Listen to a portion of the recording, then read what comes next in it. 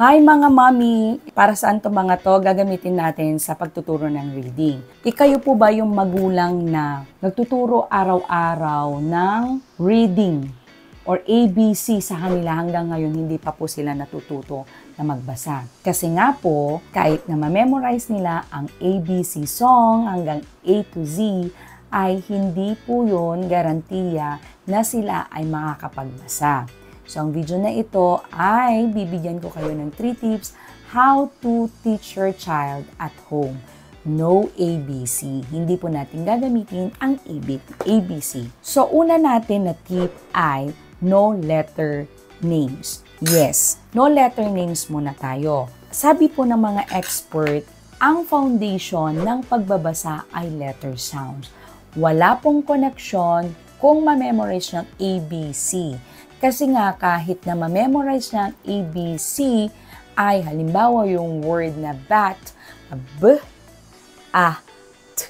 Narinig niyo po yung sound? Ang gugustuhin po natin kasi ay kaya po nilang i-manipulate, basahin yung mga sounds o yung mga words na hindi po nila mine-memorize. Yun naman po gusto natin sila maging independent reader. Tama po ba? So, ibig sabihin, unang-una pa lang, ituro nyo sa kanila ang tamang pag-pronounce ng sounds na kahit na wala po kayo sa tabi niya, binuksan po nila yung libro nila, alam po nilang babasahin. So, no letter names, hindi mo ituturo ang letter names sa kanila. So, tip number 2. So, kung dahil alam niya na yung letter sounds, ibig sabihin then na merong mga friendly words na ituturo mo sa kanya. Merong ituturo ko sa inyo na merong mga letter sounds na friendly or madaling ibigkas at matandaan.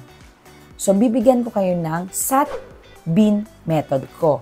So, ito, meron tayong day 1, day 2, day 3, day 4, day 5, and then bonus ko, day 6 sa inyo. Para makita ninyo kung paano ko itinuturo ang sounds. Babasa na siya, or day 2 pa lang, alam niya nang magbasa. Ito ko po sa inyo. Letter S, ituro nyo po sa kanya. Di ba? Turo niya. Pag na-master niya na yon, alam niya, anong tunog ng letter S, anak? Sinabi niya, S. On day 2, ituro nyo na po ang letter A. Pero, ituturo mo sa kanya yung letter sound, A.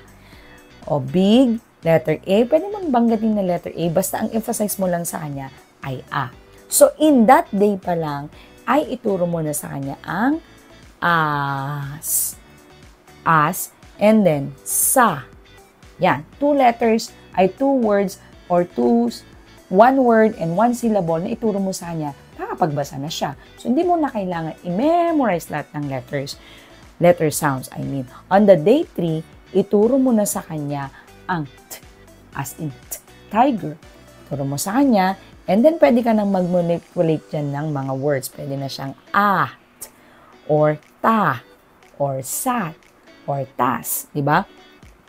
On day 4, pwede mo na ituro sa kanya ang b, di ba? So, yung sound na b ay dapat hindi ba. So, pwede ka naman mag-manipulate dyan ng mga words. Tandaan nyo po na dapat tama po yung pag-pronounce nyo ng sound para hindi rin po sila nahihirapan po sa blending. And then, letter I, E, turo mo sa kanya, and then letter N. Diyan na po, bubuo kayo ng mga word. Unahin nyo po, 2 letters, 3 letters.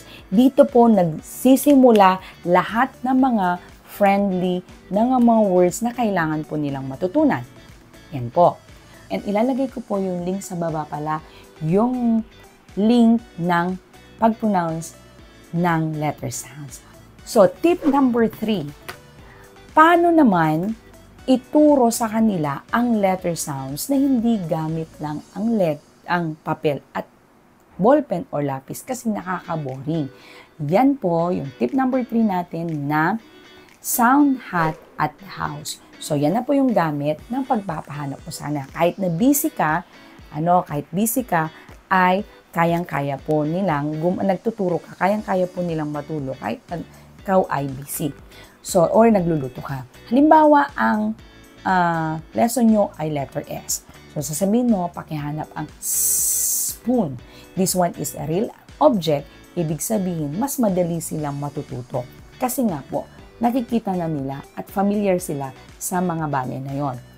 And then, pwedeng pakihanap ang soap. Yan, papahanap mo sa kanya and sasabihin mo sa kanya, pakihanap ang socks.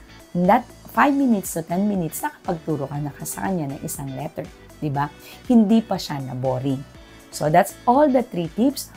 Hopefully, natuto po kayo at hindi po kailangan nga na i-memorize lahat ng letter sounds, kundi makapagturo ka lang ng first day, second day ng mga letter sounds. Sa kanya ay makakabasa na siya. And please don't forget to like and subscribe on my channel po. Bye po!